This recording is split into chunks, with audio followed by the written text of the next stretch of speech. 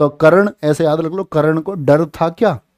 कर्ण किसी से डरता था? यस और नो बोलो फटाफट से। क्या बोलोगे? भैया कर्ण किसी से नहीं डरता था।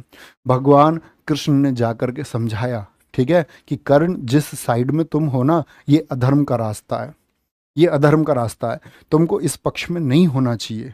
लेकिन कहते हैं कि यहाँ कर्ण से स्टूडेंट को ये सीखना चाहिए कि कितना जो तुमने चुनाव किया है, जो कुछ है, जो कुछ तुमको चुकाना है, जो कर्ज तुम्हारे ऊपर है, उन कर्ज के लिए, तुम उन कर्ज को चुकाने के लिए, चाहे वो माँ का हो, बाप का हो, दोस्त का हो, या किसी भी रिश्ते का वो कर्ज हो जो तुमको चुकाना है, वहाँ पर स्टूडेंट लाइफ में आपको कर्ण से ये सीखना चाहिए। ठीक है, क्या बोलोगे? कर्ण को भैया डर नहीं है। जब भगवान श्री कृष्ण ने सब कुछ समझा दिया कि तुम इन्हीं के भाई हो, तब भी कर्ण मतलब मानने को तैयार नहीं। तब कर्ण की कुछ लाइन है बच्चे, और अपने जीवन में तुम एक बात याद रख लेना, अगर तुमने सोचा है कि तुम कॉम्पिटिटिव एग्जाम पास करोगे, कि कॉम्पिटिटिव एग्जाम तुमको पास करना है, तो तुमको उस हौसले से डिगना नहीं है। डिगने का मतलब है कुछ भी स्थिति आ जाए। अभी एक बच्चा मिला मुझे, इसका बच्चे क्या नाम था भानु? हाँ, शिवम शर्मा।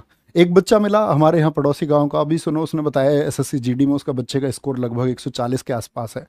तो उस बच्चे का ये कहना है कि जी जिस दिन मेरा जीडी का पेपर है, उस जीडी पेपर से 2 दिन पहले माताजी का देहांत हो गया। आप समझ सकते हो स्थिति। बोला जी पिछला जीडी भी देना था, तो पिछले जीडी में भी मम्मी हॉस्पिटल में थी, तो मम्मी ने इस बार ये मुझसे बोला था कि तुमको तुम्हारी नौकरी पहले भी लग जाती और इस बार तुमको नौकरी लगना है। कह रहा कि भैया मम्मी ये एक्सपायर हुई है, 2 दिन पहले मैं पेपर देने गया हूँ, और कह रहा कि ये स्थिति है, मम्मी हमारी एक्सपायर हो गई।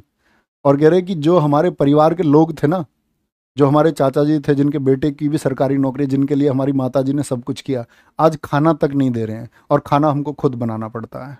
तो मैं ये बोलता हूँ कि जीवन में सबसे बड़ा संघर्ष ये है, सबसे बड़ा संघर्ष ये है कि हमने जो कुछ तय किया है वो हम पाके रहेंगे, और उसको हमको पाने से कोई नहीं रोक सकता। उसमें कितनी भी विपत्ति आए, कितनी भी परेशानी आए, हम छोड़ेंगे नहीं। तो कर्ण की वो लाइन है, ये संभव हो सकता है सूरज पश्चिम में उग जाएगा, ये भी संभव हो सकता है कि धरती पर वृक्ष स्वयं अपने फल खा जाएगा, ये भी संभव हो सकता है कि जल अपनी शीतलता त्यागे, ये भी संभव हो सकता है कि क्षत्रिय रण छोड़ युद्ध से भागे, ये भी संभव हो सकता है कि महादेव विष छोड़ यहां अमृत चुन ले, ये भी संभव है भगवान श्री कृष्ण शिशुपाल की 100 गाली सुन ले, ये भी संभव है।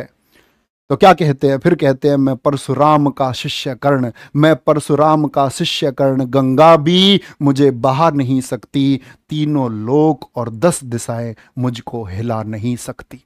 तो ये वो कॉन्फिडेंस तुम्हारे अंदर रहेगा ना कि भाई मैंने ये तय कर लिया है और ये मैं करके रहूंगा, दुनिया की कोई ताकत नहीं रोक सकती।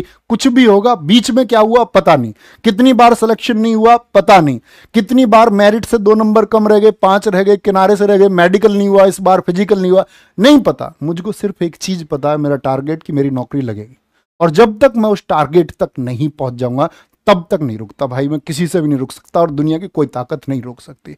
ये वो चीज तुम्हारे अंदर जब आ जाएगी ना, तो बच्चे कोई नहीं रोक पाएगा।